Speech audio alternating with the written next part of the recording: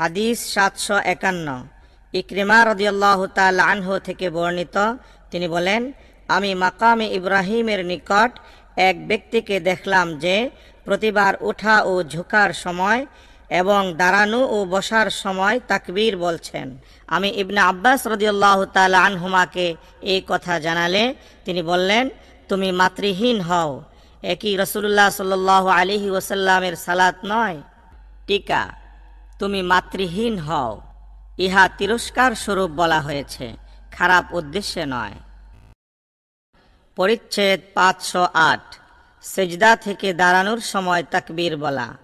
হাদিস 752 ইকরিমা রাদিয়াল্লাহু তাআলা আনহু থেকে বর্ণিত, তিনি বলেন, আমি মক্কা শরীফে এক বৃদ্ধের পিছনে সালাত আদায় করলাম।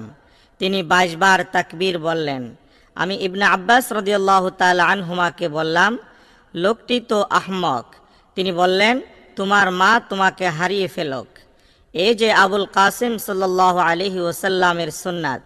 মুসা রহমাতুল্লাহ আলাইহি বলেন, আবান রহমাতুল্লাহ আলাইহি কাতাদা রাদিয়াল্লাহু তাআলা আনহু সূত্রেও ইকরিমা রাদিয়াল্লাহু তাআলা আনহু থেকে এই হাদিসটি সরাসরি বর্ণনা করেছেন। হাদিস 753 আবু হুরাইরা রাদিয়াল্লাহু তাআলা আনহু থেকে বর্ণিত, তিনি বলেন, রাসূলুল্লাহ সাল্লাল্লাহু আলাইহি ওয়াসাল্লাম সালাত আরম্ভ করার সময় দাঁড়িয়ে তাকবীর বলতেন, এরপর রুকুতে যাওয়ার সময় তাকবীর বলতেন। আবার যখন রুকু থেকে পিঠ সোজা করে উঠতেন তখন সামি আল্লাহু লিমান হামিদাহ বলতেন। তারপর দাঁড়িয়ে রব্বানা লাকাল হামদ বলতেন। এরপর সিজদায় যাওয়ার সময় তাকবীর বলতেন এবং যখন মাথা উঠাতেন তখনও তাকবীর বলতেন। আবার দ্বিতীয় সিজদায় যেতে তাকবীর বলতেন এবং পুনরায় মাথা উঠাতেন, তখনও তাকবীর বলতেন। এভাবেই তিনি পুরো সালাত শেষ করতেন। আর দ্বিতীয় রাকাতের বৈঠক শেষে যখন তৃতীয় রাকাতের জন্য দাঁড়াতেন তখনও তাকবীর বলতেন। আব্দুল্লাহ ইবনে সালিহ রহমতুল্লাহ আলাই লাইস রহমতুল্লাহ আলাই সূত্রে হাদিসটি বর্ণনা করতে ওয়ালাকাল হামদ উল্লেখ করেছেন। পরিচ্ছেদ 509 রুকুতে হাঁটুর উপর হাত রাখা। আবু হুমাইদ রাদিয়াল্লাহু তাআলা আনহু তার সঙ্গীদের সামনে বলেছেন, নবী করিম সাল্লাল্লাহু আলাইহি ওয়াসাল্লাম রুকুর সময় দু হাত দিয়ে উভয় হাঁটুতে ভর দিতেন।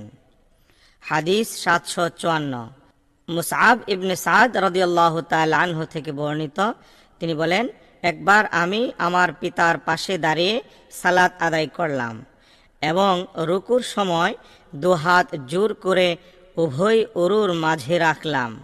আমার পিতা আমাকে এইরূপ করতে নিষেধ করলেন এবং বললেন, পূর্বে আমরা এইরূপ করতাম, পরে আমাদেরকে এ থেকে নিষেধ করা হয়েছে এবং হাত হাঁটুর উপর রাখার নির্দেশ দেওয়া হয়েছে।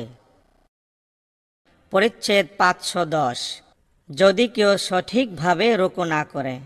হাদিস 755 যায়েদ ইবনে ওয়াহাব রহমতুল্লাহ আলাইহি থেকে বর্ণিত, তিনি বলেন, হুযায়ফা রাদিয়াল্লাহু তাআলা আনহু এক ব্যক্তিকে দেখলেন যে সে রুকু ও সেজদা ঠিক মতো আদায় করছে না। তিনি তাকে বললেন, তোমার সালাত হয়নি। যদি তুমি এই অবস্থায় মারা যাও তাহলে আল্লাহ কর্তৃক মুহাম্মদ সাল্লাল্লাহু আলাইহি ওয়াসাল্লামকে প্রদত্ত আদর্শ হতে বিচ্যুত অবস্থায় তুমি মারা যাবে। পরিচ্ছেদ 511 রুকুতে পিঠ সোজা রাখা।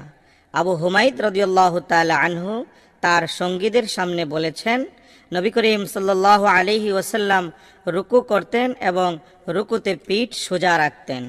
পরিচ্ছেদ 512 রুকু পূর্ণ করার সীমা এবং এতে মধ্যম পন্থা ও ধীরস্থিরতা অবলম্বন।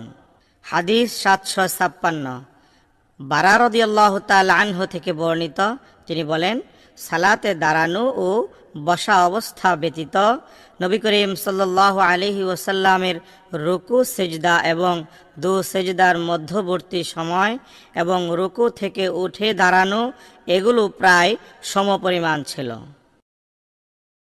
পরিচ্ছেদ 513 যে ব্যক্তি সঠিক রুকু করেনি তাকে পুনরায় সালাত আদায়ের জন্য নবী করিম সাল্লাল্লাহু আলাইহি ওয়াসাল্লামের নির্দেশ।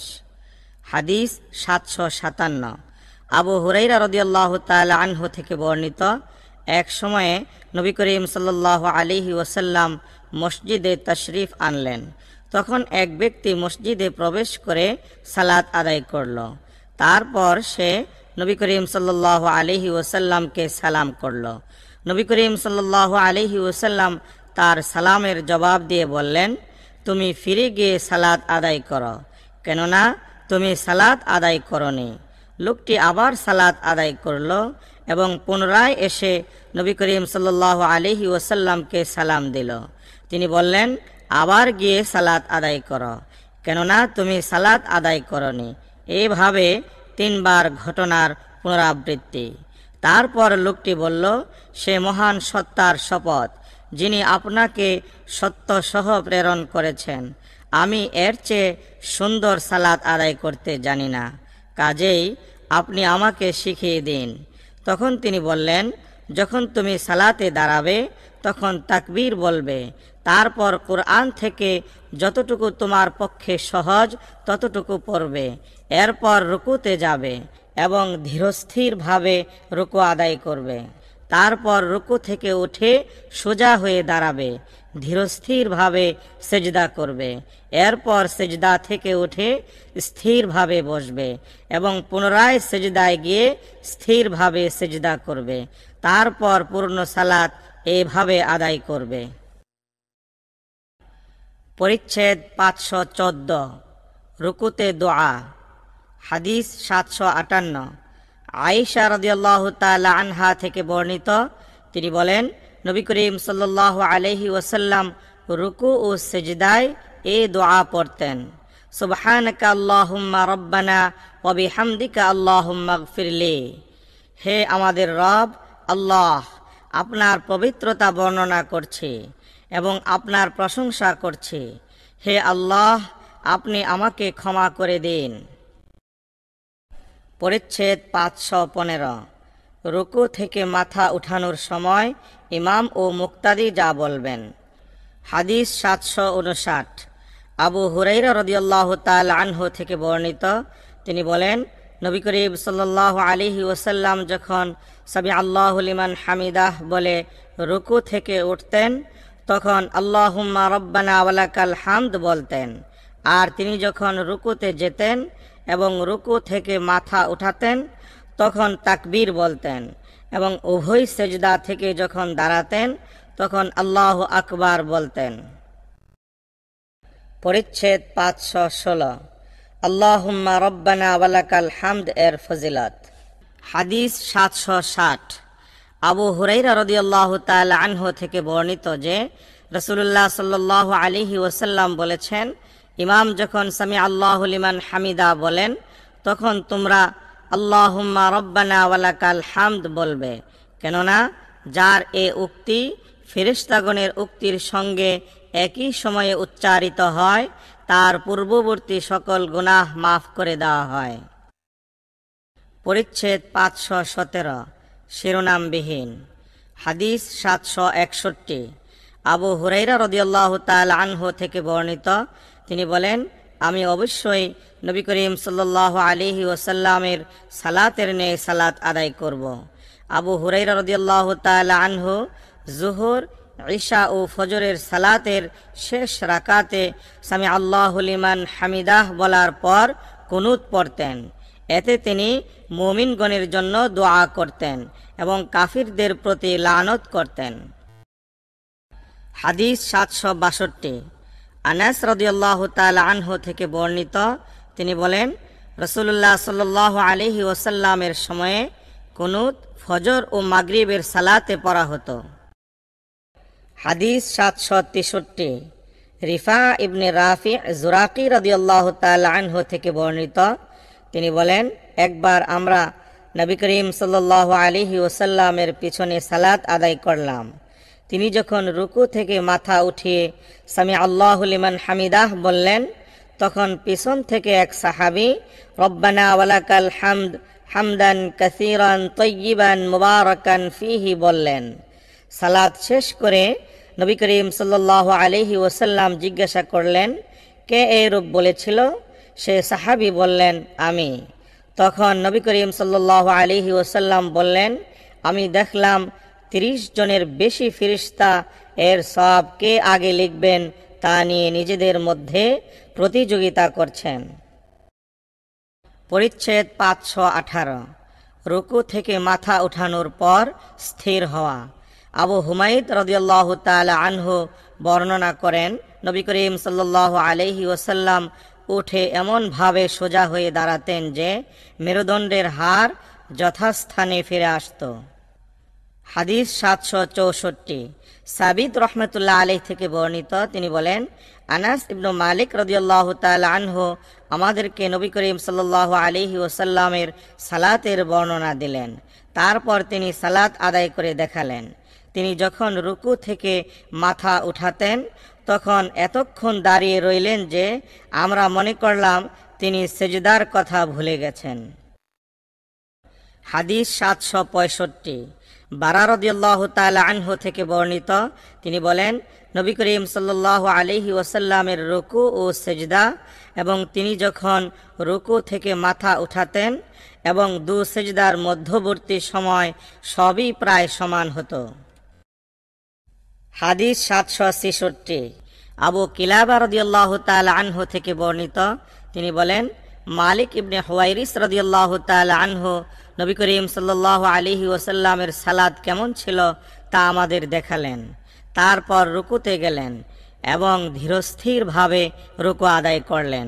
তারপর তার মাথা উঠালেন এবং কিছুক্ষণ সোজা হয়ে দাঁড়িয়ে থাকলেন। তারপর তিনি আমাদের নিয়ে আমাদের এ শাইখ আবু বুরাইদ রহমতুল্লাহ আলাইহি এর ন্যায় সালাত আদায় করলেন। আর আবু বুরাইদ রহমতুল্লাহ আলাই দ্বিতীয় সিজদা থেকে মাথা উঠিয়ে সোজা হয়ে বসতেন, তারপর দাঁড়াতেন। পরিচ্ছেদ ৫১৯। সিজদায় যাওয়ার সময় তাকবীর বলতে বলতে নত হওয়া। নাফি রহমতুল্লাহ আলী বলেন, ইবনে ওমর রাদিয়াল্লাহু তাআলা আনহুমা সিজদায় যাওয়ার সময় হাঁটু রাখার আগে হাত রাখতেন। হাদিস ৭৬৭। আবু বকর ইবনে আব্দুর রহমান রহমতুল্লাহ আলাই ও আবু সালামা ইবনে আব্দুর রহমান রহমতুল্লাহ আলাই থেকে বর্ণিত যে আবু হুরাইরা রাদিয়াল্লাহু তাআলা আনহু রমজান মাসের সালাত বা অন্য কোনো সময়ের সালাত, ফরজ হোক বা অন্য কোনো সালাত হোক, দাঁড়িয়ে শুরু করার সময় তাকবীর বলতেন, আবার রুকুতে যাওয়ার সময় তাকবীর বলতেন। তারপর রুকু থেকে ওঠার সময় সামি আল্লাহু লিমান হামিদাহ বলতেন। সেজদায় যাওয়ার পূর্বে রব্বানা ওয়ালাকাল হামদ বলতেন। তারপর সেজদার জন্য অবনত হওয়ার সময় আল্লাহু আকবার বলতেন। আবার সেজদা থেকে মাথা উঠানোর সময় তাকবীর বলতেন।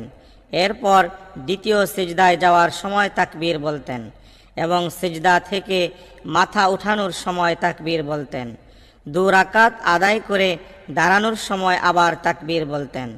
সালাত শেষ করা পর্যন্ত প্রতি রাকাতে এইরূপ করতেন। সালাত শেষে তিনি বলতেন, যে সত্তার হাতে আমার প্রাণ তার শপথ, তোমাদের মধ্য থেকে আমার সালাত রাসূলুল্লাহ সাল্লাল্লাহু আলাইহি ওয়াসাল্লামের সালাতের সাথে অধিক সাদৃশ্যপূর্ণ। দুনিয়া থেকে বিদায় নেওয়ার পূর্ব পর্যন্ত নবী করিম সাল্লাল্লাহু আলাইহি ওয়াসাল্লামের সালাত এইরূপই ছিল।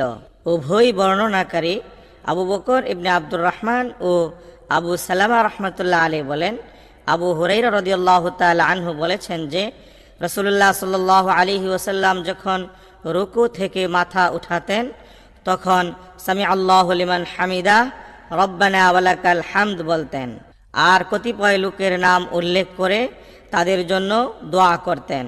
দোয়ায় তিনি বলতেন, ইয়া আল্লাহ, ওয়ালিদ ইবনে ওয়ালিদ, সালামা ইবনে হিশাম, আইয়াস ইবনে আবু রাবিয়া এবং অপর দুর্বল মুসলমানদেরকে রক্ষা করুন। ইয়া আল্লাহ, মুদার গোত্রের উপর আপনার পাকড়াও কঠোর করুন। ইউসুফ আলাইহিস সালামের যুগে যেমন খাদ্য সংকট ছিল, তাদের জন্য অনুরূপ খাদ্য সংকট সৃষ্টি করে দিন। রাবি বলেন, এই যুগে পূর্বাঞ্চলের অধিবাসী মুদার গোত্রের লোকেরা নবী করিম সাল্লাল্লাহু আলাইহি ওয়াসাল্লামের বিরোধী ছিল। হাদিস ৭৬৮। আনাস ইবনু মালিক রাদিয়াল্লাহু তাআলা আনহু থেকে বর্ণিত, তিনি বলেন, একবার রাসূলুল্লাহ সাল্লাল্লাহু আলাইহি ওয়াসাল্লাম ঘোড়া থেকে পড়ে যান। কোনো কোনো সময় সুফিয়ান রহমাতুল্লাহ আলাই হাদিস বর্ণনা করার সময় আন ফারাসিন শব্দের স্থলে মিন ফারাসিন শব্দ বলতেন, ফলে তার ডান পাজর আহত হয়ে পড়ে। আমরা তার শুশ্রূষা করার জন্য সেখানে গেলাম। এই সময় সালাতের ওয়াক্ত হলো। তিনি আমাদের নিয়ে বসে সালাত আদায় করলেন। আমরাও বসেই আদায় করলাম। সুফিয়ান রহমাতুল্লাহ আলাই আরেকবার বলেছেন, আমরা বসে সালাত আদায় করলাম। সালাতের পর নবী করিম সাল্লাল্লাহু আলাইহি ওয়াসাল্লাম বললেন, ইমাম নির্ধারণ করা হয় তাকে ইক্তিদা করার জন্য। তিনি যখন তাকবীর বলেন তখন তোমরাও তাকবীর বলবে। তিনি যখন রুকু করেন তখন তোমরাও রুকু করবে। তিনি যখন রুকু থেকে ওঠেন তখন তোমরাও উঠবে। তিনি যখন সামি আল্লাহু লিমান হামিদাহ বলেন তখন তোমরা রব্বানা ওয়ালাকাল হামদ বলবে। তিনি যখন সেজদা করেন তখন তোমরাও সেজদা করবে। সুফিয়ান রহমাতুল্লাহ আলাইহি বলেন, মামারও কি এইরূপ বর্ণনা করেছেন? আলী রহমাতুল্লাহ আলাইহি বলেন, আমি বললাম হ্যাঁ। সুফিয়ান রহমাতুল্লাহ আলাইহি বলেন, তিনি ঠিকই স্মরণ রেখেছেন। এরূপই জুহরি রহমাতুল্লাহ আলাইহি ওয়ালাকাল হামদ বর্ণনা করেছেন। সুফিয়ান রহমাতুল্লাহ আলাইহি বলেন, জুহরির কাছ থেকে ডান পাজর জখম হওয়ার কথা মুখস্থ করেছিলাম, কিন্তু যখন তার কাছ থেকে বেরিয়ে আসলাম তখন ইবনে জুরাইজ রহমাতুল্লাহ আলাইহি বলেন, আমিও তার কাছে ছিলাম। তিনি বলেছেন, নবী করিম সাল্লাল্লাহু আলাইহি ওয়াসাল্লামের ডান পায়ের নল জখম হয়েছিল। পরিচ্ছেদ 520, সিজদার ফজিলত। হাদিস 769। আবু হুরাইরা রাদিয়াল্লাহু তাআলা আনহু থেকে বর্ণিত যে সাহাবীগণ নবী করিম সাল্লাল্লাহু আলাইহি ওয়াসাল্লামকে জিজ্ঞাসা করলেন, ইয়া রাসূলুল্লাহ, আমরা কি কিয়ামতের দিন আমাদের রবকে দেখতে পাব? তিনি বললেন, মেঘমুক্ত পূর্ণিমার রাতের চাঁদকে দেখার ব্যাপারে তোমরা কি সন্দেহ পোষণ করো? তারা বললেন, না ইয়া রাসূলুল্লাহ। তিনি বললেন, মেঘমুক্ত আকাশে সূর্য দেখার ব্যাপারে কি তোমাদের কোনো সন্দেহ আছে? সবাই বললেন না। তখন তিনি বললেন, নিঃসন্দেহে তোমরাও আল্লাহকে অনুরূপভাবে দেখতে পাবে। কিয়ামতের দিন সকল মানুষকে সমবেত করা হবে। তারপর আল্লাহ তাআলা বলবেন, যে যার উপাসনা করত সে যেন তার অনুসরণ করে। তাই তাদের কেউ সূর্যের অনুসরণ করবে, কেউ চন্দ্রের অনুসরণ করবে, কেউ তাগুতের অনুসরণ করবে, আর অবশিষ্ট থাকবে শুধুমাত্র এ উম্মাহ। তবে তাদের সাথে মুনাফিকরাও থাকবে। তাদের মাঝে এ সময় আল্লাহ তাআলা শুভাগমন করবেন এবং বলবেন, আমি তোমাদের রব। তখন তারা বলবে, যতক্ষণ পর্যন্ত আমাদের রবের শুভাগমন না হবে ততক্ষণ আমরা এখানেই থাকব। আর তার যখন শুভাগমন হবে তখন আমরা অবশ্যই তাকে চিনতে পারব। তখন তাদের মাঝে মহান পরাক্রমশালী আল্লাহ তাআলা শুভাগমন করবেন এবং বলবেন, আমি তোমাদের রব। তারা বলবে, হ্যাঁ, আপনি আমাদের রব। আল্লাহ তাআলা তাদের ডাকবেন, আর জাহান্নামের উপর একটি সেতুপথ পুলসিরাত স্থাপন করা হবে। রাসূলগণের মধ্যে আমি সবার আগে আমার উম্মত নিয়ে এই পথ অতিক্রম করব। সেদিন রাসূলগণ ব্যতীত আর কেউ কথা বলবে না, আর রাসূলগণের কথা হবে, আল্লাহুম্মা সাল্লিম সাল্লিম, ইয়া আল্লাহ, রক্ষা করুন, রক্ষা করুন। আর জাহান্নামে বাঁকা লোহার বহু শলাকা থাকবে, সেগুলো হবে সাদান কাটার মতো। তোমরা কি সাদান কাটা দেখেছ? তারা বলল, হ্যাঁ, দেখেছি। নবী করিম সাল্লাল্লাহু আলাইহি ওয়াসাল্লাম বললেন, সেগুলো দেখতে সাদান কাটার মতোই, তবে সেগুলো কত বড় হবে তা একমাত্র আল্লাহ তাআলা ব্যতীত আর কেউ জানে না। সেই কাটা লোকের আমল অনুযায়ী তাদের তড়িৎ গতিতে ধরবে। তাদের কিছু লোক ধ্বংস হবে আমলের কারণে, আর কারো পায়ে জখম হবে। কিছু লোক কাটায় আক্রান্ত হবে, তারপর নাজাত পেয়ে যাবে। জাহান্নামীদের থেকে যাদের প্রতি আল্লাহ পাক রহমত করতে ইচ্ছা করবেন তাদের ব্যাপারে ফেরেশতাগণকে নির্দেশ দিবেন যে যারা আল্লাহর ইবাদত করত তাদের যেন জাহান্নাম থেকে বের করে আনা হয়। ফেরেশতাগণ তাদের বের করে আনবেন এবং সিজদার চিহ্ন দেখে তারা তাদের চিনতে পারবেন, কেননা আল্লাহ তাআলা জাহান্নামের জন্য সিজদার চিহ্নগুলো মিটিয়ে দেওয়া হারাম করে দিয়েছেন। ফলে তাদের জাহান্নাম থেকে বের করে আনা হবে। কাজেই সিজদার চিহ্ন ছাড়া আগুন বনি আদমের সব কিছুই গ্রাস করে ফেলবে। অবশেষে তাদেরকে অঙ্গারে পরিণত অবস্থায় জাহান্নাম থেকে বের করা হবে। তাদের উপর আবে হায়াত ঢেলে দেওয়া হবে। ফলে তারা স্রোতবাহিত ফেনার উপর গজিয়ে ওঠা উদ্ভিদের মতো সঞ্জীবিত হয়ে উঠবে। এরপর আল্লাহ তাআলা বান্দাদের বিচার কাজ সমাপ্ত করবেন। কিন্তু একজন লোক জান্নাত ও জাহান্নামের মাঝখানে থেকে যাবে। তার মুখমণ্ডল তখনও জাহান্নামের দিকে ফেরানো থাকবে। জাহান্নামবাসীদের মধ্যে জান্নাতে প্রবেশকারী সেই শেষ ব্যক্তি। সে তখন নিবেদন করবে, হে আমার রব, জাহান্নাম থেকে আমার চেহারা ফিরিয়ে দেন। এর দূষিত হাওয়া আমাকে বিষিয়ে তুলছে, এর লেলিহান শিখা আমাকে যন্ত্রণা দিচ্ছে। তখন আল্লাহ তাআলা বলবেন, তোমার নিবেদন গ্রহণ করা হলে তুমি এছাড়া আর কিছু চাইবে না তো? সে বলবে, না। আপনার ইজ্জতের শপথ, সে তার ইচ্ছা মতো আল্লাহ তাআলাকে অঙ্গীকার ও প্রতিশ্রুতি দিবে। কাজেই আল্লাহ তাআলা তার চেহারাকে জাহান্নামের দিক থেকে ফিরিয়ে দিবেন। এরপর সে যখন জান্নাতের দিকে মুখ ফিরাবে তখন সে জান্নাতের অপরূপ সৌন্দর্য দেখতে পাবে। যতক্ষণ আল্লাহর ইচ্ছা সে চুপ করে থাকবে। তারপর সে বলবে, হে আমার রব, আপনি জান্নাতের দরজার কাছে পৌঁছে দেন। তখন আল্লাহ তাআলা তাকে বলবেন, তুমি পূর্বে যা চেয়েছিলে তা ছাড়া আর কিছু চাইবে না বলে তুমি কি অঙ্গীকার ও প্রতিশ্রুতি দাওনি? তখন সে বলবে, হে আমার রব, তোমার সৃষ্টির সবচাইতে হতভাগ্য আমি হতে চাই না। আল্লাহ তাৎক্ষণিক বলবেন, তোমার এটি পূরণ করা হলে তুমি এছাড়া কিছু চাইবে না তো? সে বলবে, না, আপনার ইজ্জতের কসম, এছাড়া আমি আর কিছুই চাইব না। এই ব্যাপারে সে তার ইচ্ছা অনুযায়ী অঙ্গীকার ও প্রতিশ্রুতি দিবে। সে যখন জান্নাতের দরজায় পৌঁছবে তখন জান্নাতের অনাবিল সৌন্দর্য ও তার অভ্যন্তরীণ সুখ, শান্তি ও আনন্দ ঘন পরিবেশ দেখতে পাবে। যতক্ষণ আল্লাহ তাআলা ইচ্ছা করবেন সে চুপ করে থাকবে। এরপর সে বলবে, হে আমার রব, আমাকে জান্নাতে প্রবেশ করে দাও। তখন পরাক্রমশালী মহান আল্লাহ বলবেন, হে আদম সন্তান, কি আশ্চর্য! তুমি কত প্রতিশ্রুতি ভঙ্গকারী! তুমি কি আমার সঙ্গে অঙ্গীকার করনি এবং প্রতিশ্রুতি দাওনি যে তোমাকে যা দেওয়া হয়েছে তা ছাড়া আর কিছু চাইবে না? তখন সে বলবে, হে আমার রব, আপনার সৃষ্টির মধ্যে আমাকে সব চাইতে হতভাগ্য করবেন না। এতে আল্লাহ হেসে দেবেন। এরপর তাকে জান্নাতে প্রবেশের অনুমতি দেবেন এবং বলবেন, চাও। সে তখন চাইবে, এমনকি তার চাওয়ার আকাঙ্ক্ষা ফুরিয়ে যাবে। তখন পরাক্রমশালী মহান আল্লাহ বলবেন, এটা চাও, ওটা চাও। এভাবে তার রব তাকে স্মরণ করিয়ে দিতে থাকবেন। অবশেষে যখন তার আকাঙ্ক্ষা শেষ হয়ে যাবে তখন আল্লাহ তাআলা বলবেন, এ সবই তোমার, এর সাথে আরও সমপরিমাণ তোমাকে দেওয়া হলো।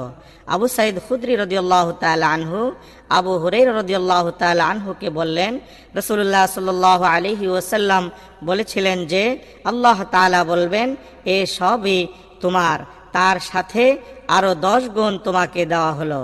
আবু হুরায়রা রাদিয়াল্লাহু তাআলা আনহু বললেন, আমি রাসূলুল্লাহ সাল্লাল্লাহু আলাইহি ওয়াসাল্লাম থেকে শুধু এই কথাটি স্মরণ রেখেছি যে এই সবই তোমার এবং এর সাথে সমপরিমাণ। আবু সাঈদ খুদরি রাদিয়াল্লাহু তাআলা আনহু বললেন, আমি তাকে বলতে শুনেছি যে এই সব তোমার এবং এর সাথে আরও 10 গুণ। টিকা সাদান, চতুর্পার্শ্বে কাঁটা বিশিষ্ট এক প্রকার গাছ। মরু অঞ্চলে জন্মে, যার কাঁটাগুলো বাঁকা হয়ে থাকে। এগুলো উটের খাদ্য। পরিচ্ছেদ 521।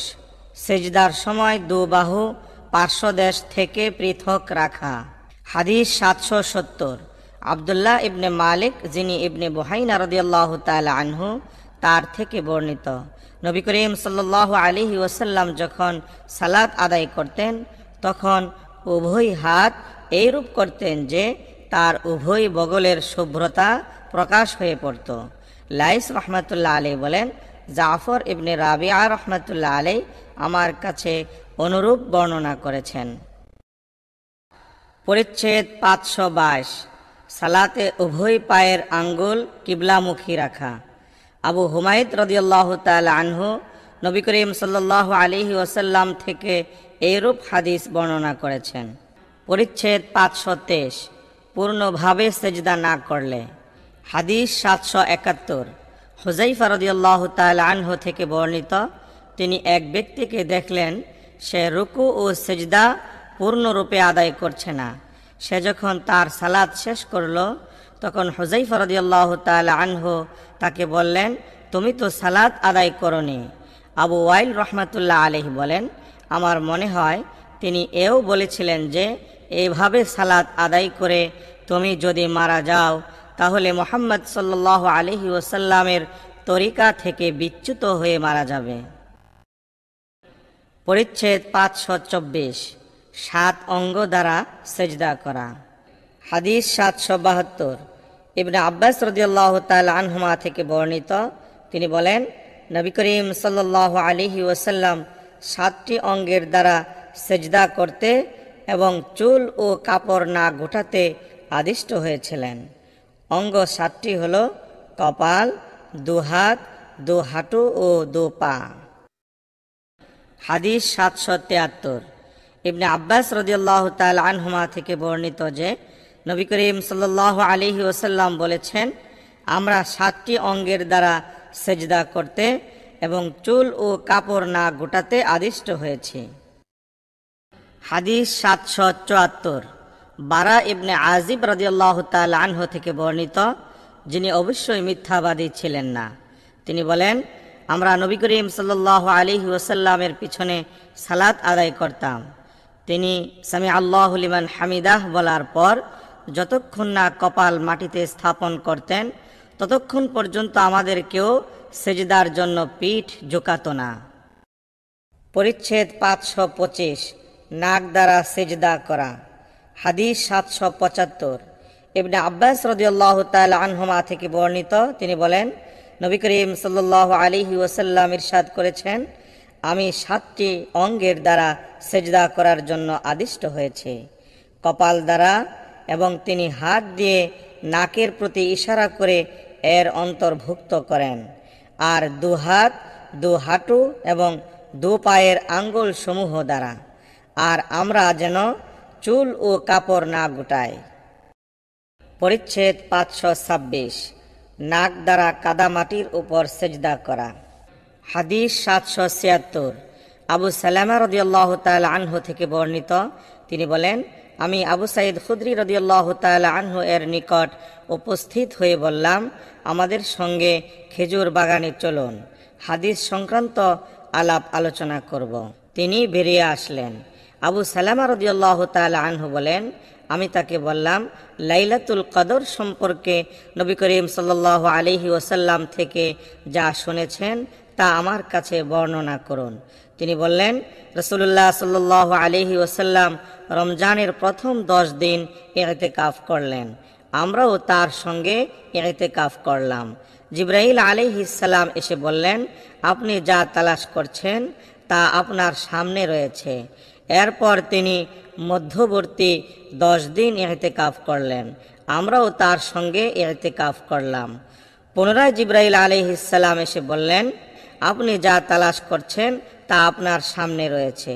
এরপর রমজানের 20 তারিখ সকালে নবী করিম সাল্লাল্লাহু আলাইহি ওয়াসাল্লাম খুতবা দিতে দাঁড়িয়ে বললেন, যারা আল্লাহর নবীর সঙ্গে ইতিকাফ করেছেন তারা যেন ফিরে আসেন, আবার ইতিকাফ করেন, কেননা আমাকে স্বপ্নে লাইলাতুল কদর অবগত করানো হয়েছে, তবে আমাকে তা নির্ধারিত তারিখটি ভুলিয়ে দেওয়া হয়েছে। নিঃসন্দেহে তা শেষ 10 দিনের কোনো এক বেজুর তারিখে। স্বপ্নে দেখলাম যেন আমি কাদা ও পানির উপর সেজদা করছি। তখন মসজিদের ছাদ খেজুরের ডাল দ্বারা নির্মিত ছিল। আমরা আকাশে কোনো কিছুই মেঘ দেখিনি। এক খণ্ড হালকা মেঘ আসলো এবং আমাদের উপর বৃষ্টি বর্ষিত হলো। নবী করিম সাল্লাল্লাহু আলাইহি ওয়াসাল্লাম আমাদের নিয়ে সালাত আদায় করলেন। এমনকি আমি রাসূলুল্লাহ সাল্লাল্লাহু আলাইহি ওয়াসাল্লামের কপাল ও নাকের অগ্রভাগে পানি ও কাদার চিহ্ন দেখতে পেলাম। এভাবেই তার স্বপ্ন সত্যে পরিণত হলো। পরিচ্ছেদ 527।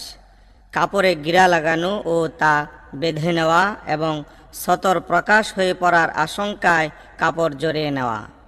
হাদিস 777।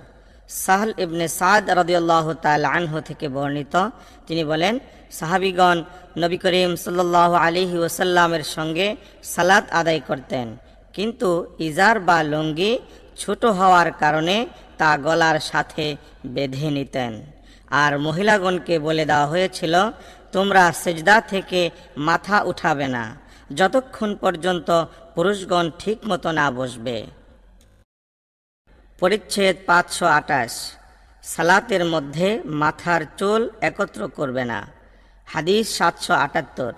ইবনে আব্বাস রাদিয়াল্লাহু তাআলা আনহুমা থেকে বর্ণিত, তিনি বলেছেন, নবী করিম সাল্লাল্লাহু আলাইহি ওয়াসাল্লাম 7টি অঙ্গের সাহায্যে সেজদা করতে এবং সালাতের মধ্যে চুল একত্র না করতে এবং কাপড় টেনে না ধরতে আদিষ্ট হয়েছিলেন। পরিচ্ছেদ 529। সালাতের মধ্যে কাপড় টেনে না ধরা। হাদিস 779। ইবনে আব্বাস রাদিয়াল্লাহু তাআলা আনহুমা থেকে বর্ণিত, নবী করিম সাল্লাল্লাহু আলাইহি ওয়াসাল্লাম বলেছেন, আমি 7 অঙ্গে সেজদা করার, সালাতের মধ্যে চুল একত্র না করার এবং কাপড় টেনে না ধরার জন্য আদিষ্ট হয়েছি। পরিচ্ছেদ 530। সেজদায় তাসবিহ ও দোয়া পাঠ। হাদিস 780। আয়েশা রাদিয়াল্লাহু তাআলা আনহা থেকে বর্ণিত, তিনি বলেন, নবী করিম সাল্লাল্লাহু আলাইহি ওয়াসাল্লাম তার রুকু ও সেজদায় অধিক পরিমাণে এই তাসবিহ ও দোয়া পাঠ করতেন। সুবহানাকা আল্লাহুম্মা রব্বানা ওয়া বিহামদিকা আল্লাহুম্মা গফিরলি। হে আল্লাহ, হে আমাদের রব, আপনার প্রশংসা সহ পবিত্রতা ঘোষণা করছে, আপনি আমাকে ক্ষমা করুন। এতে তিনি পবিত্র কোরআনের নির্দেশ পালন করতেন। টিকা, এর দ্বারা সূরা নাসরের 3 নং আয়াতের দিকে ইঙ্গিত করা হয়েছে, ফাসাব্বিহ বিহামদি রাব্বিকা ওয়াস্তাগফির ইন্নাহু কানা তাওয়াবা।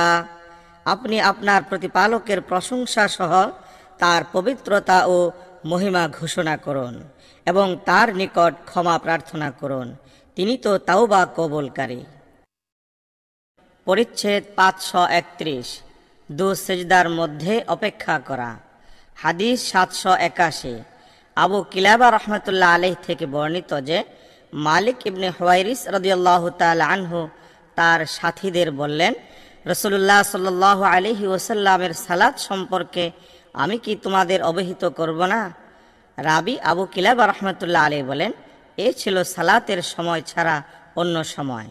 তারপর তিনি সালাতে দাঁড়ালেন, তারপর রুকু করলেন এবং তাকবীর বলে মাথা উঠালেন, আর কিছুক্ষণ দাঁড়িয়ে থাকলেন, তারপর সেজদায় গেলেন এবং সেজদা থেকে মাথা উঠিয়ে কিছুক্ষণ বসে পুনরায় সেজদা করলেন, তারপর মাথা উঠিয়ে কিছুক্ষণ অপেক্ষা করলেন।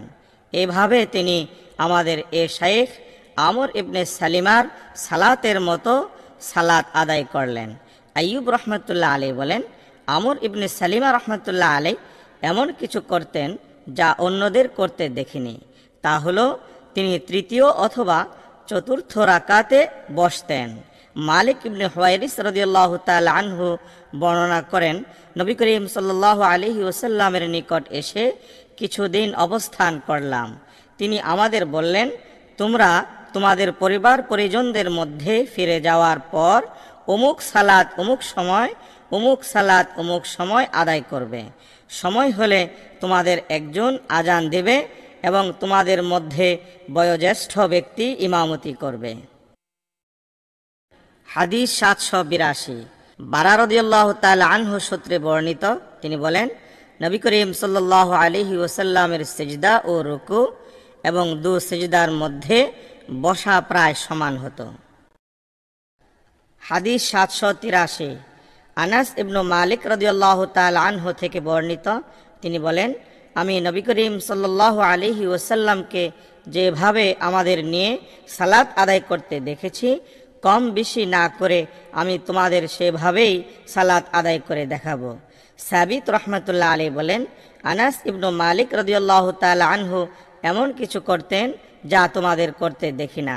তিনি রুকু হতে মাথা তুলে দাঁড়িয়ে এত বিলম্ব করতেন যে কেউ বলতো তিনি সিজদার কথা ভুলে গেছেন। পরিচ্ছেদ 532, সিজদায় কোনোই বিছিয়ে না দেওয়া। আবু হুমাইদ রাদিয়াল্লাহু তাআলা আনহু বর্ণনা করেন, নবী করিম সাল্লাল্লাহু আলাইহি ওয়াসাল্লাম সিজদা করেছেন এবং তার দুহাত রেখেছেন, কিন্তু বিছিয়েও দেননি, আবার তা গুটিয়েও রাখেননি। হাদিস 784, আনাস ইবনু মালিক রাদিয়াল্লাহু তাআলা আনহু থেকে বর্ণিত, নবী করিম সাল্লাল্লাহু আলাইহি ওয়াসাল্লাম বলেছেন, সিজদায় অঙ্গ প্রত্যঙ্গের সামঞ্জস্য রক্ষা করো এবং তোমাদের মধ্যে কেউ যেন দুহাত বিছিয়ে না দেয়, যেমন কুকুর বিছিয়ে দেয়।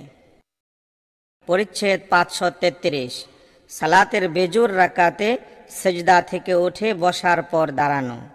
হাদিস 785, মালিক ইবনে হুয়াইরিস লাইসি রাদিয়াল্লাহু তাআলা আনহু থেকে বর্ণনা করেন যে তিনি নবী করিম সাল্লাল্লাহু আলাইহি ওয়াসাল্লামকে সালাত আদায় করতে দেখেছেন। তিনি তার সালাতের বেজুর রাকাতে সিজদা থেকে উঠে না বসে দাঁড়াতেন না। পরিচ্ছেদ 534, রাকাত শেষে কিভাবে জমিতে ভর দিয়ে দাঁড়াবে। হাদিস 786, আবু কিলাবা রহমতুল্লাহ আলাইহি থেকে বর্ণিত, তিনি বলেন, ইবনে হুয়াইরিস রাদিয়াল্লাহু তাআলা আনহু এসে আমাদের এই মসজিদে আমাদের নিয়ে সালাত আদায় করেন। তিনি বললেন, আমি তোমাদের নিয়ে সালাত আদায় করব।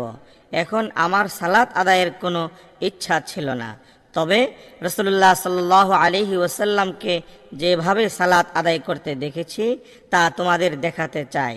আইয়ুব রহমতুল্লাহ আলাইহি বলেন, আমি আবু কিলাবা রহমতুল্লাহ আলাইহিকে জিজ্ঞাসা করলাম, তার মালিক ইবনে হুয়াইরিস রাদিয়াল্লাহু তাআলা আনহু এর সালাত কি রূপ ছিল। তিনি আবু কিলাবা রহমতুল্লাহ আলাইহি বলেন, আমাদের এ শাইখ অর্থাৎ আমর ইবনে সালিমা রহমতুল্লাহ আলাইহি এর সালাতের মতো।